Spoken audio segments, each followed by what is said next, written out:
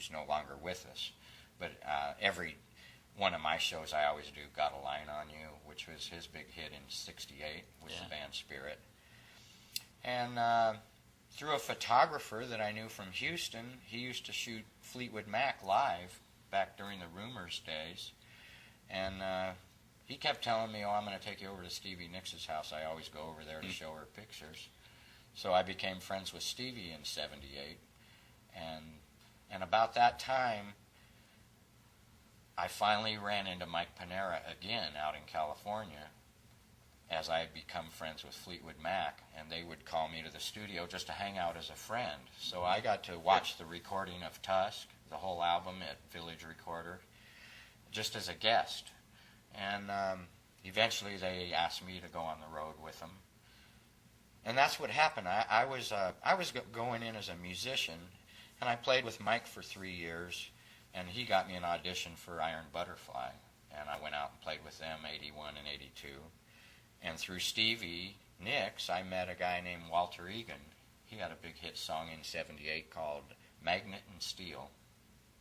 So he heard that I just got off the tour with Iron Butterfly, and he said, I need a second guitar player. Come and play with me. Right. So I don't know. I got lucky, and I got to play with people that all had gold records and platinum records. Cool for you. Which didn't bother me a bit. Yeah, right. And I was just what you call a sideman. Right, I was right. a sideman. I would play rhythm guitar, get a little solo over there, Right. play some melodic notes with them in a change.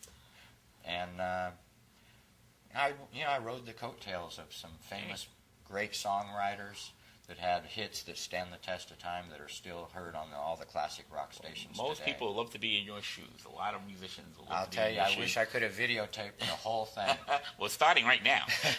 But anyway, the thing is, out of all the groups, I know you mentioned a lot of groups, and I know maybe you don't want to single out too many. But, I don't. But when you played with these groups, which one was the most comfortable you felt like at home with?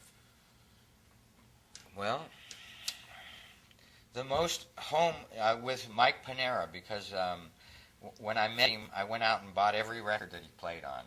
So I knew the songs he had from all the bands he was in, Blues Image, Iron Butterfly, Cactus, and Ramatam. So when I finally got the opportunity to actually play with him, I was like, I already knew what these songs sounded like.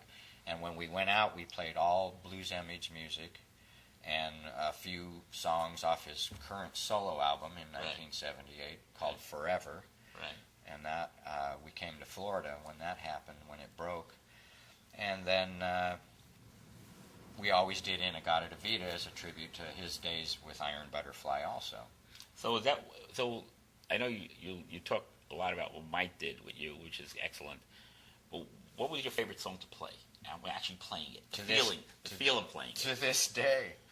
To this day, my favorite song to play is Ride, Captain, Ride. Ride, Captain, Ride.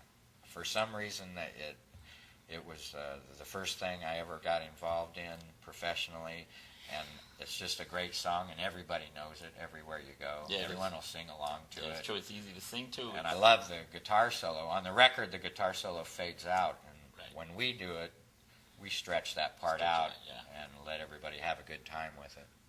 Besides Mike, what other band members did you find camaraderie with a lot? Like that you felt very at home with, that they made you feel cool? Mark Andes from Spirit. Yeah. We've done a lot of different things together. In fact, I have a friend that grew up with Billy Gibbons and the guys in ZZ Top out in Houston. And Mark had moved from Austin, Texas to Houston, and I hooked those two up. And I flew out there back in November and did a gig with them. Kenny Cordray wrote the song Francine, which was ZZ Top's first big radio song, and he was my best friend the 3 years I lived in Houston.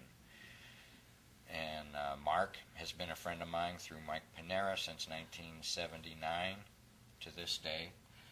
And playing with Spirit, sitting in with Spirit, I had wonderful times with every time I got to do that with Randy, California, and Matt Andes, Mark's brother. They were both in JoJo Gunn. We've put some great jams together from coast to coast, actually. We've played in all over California, the West Coast, in Texas, out here in Florida.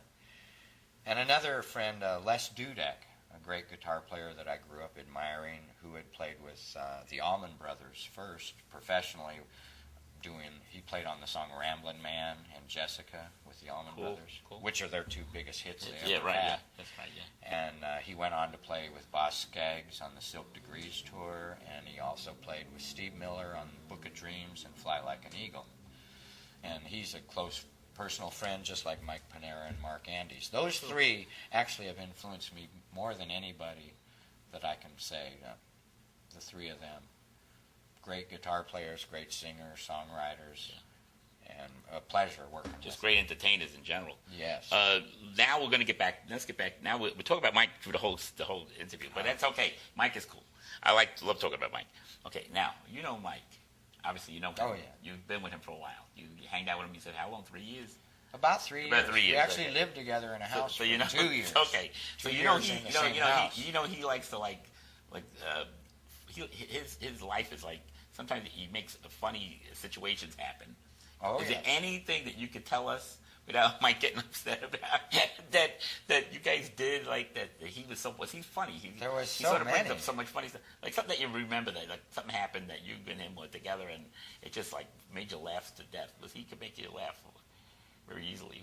Anything you remember? Anything you remember? Too many things. Well, there was always stuff. I mean, we'd be traveling on the road. He was a vegetarian. Yeah. And he would whip up these concoctions out of different fruits and vegetables and run them all through a juice extractor. Yeah, yeah. And the mess that I would usually clean up in the kitchen when we were done drinking this concoction that he would make, which made you feel really good. Yeah. But there would be stuff everywhere. Yeah. And I remember one time we were out on the road traveling, and this was when I first met him, and we hadn't eaten together yet. And all of a sudden we're stopping to eat. It's late at night, and we went to a Waffle House, and he ordered a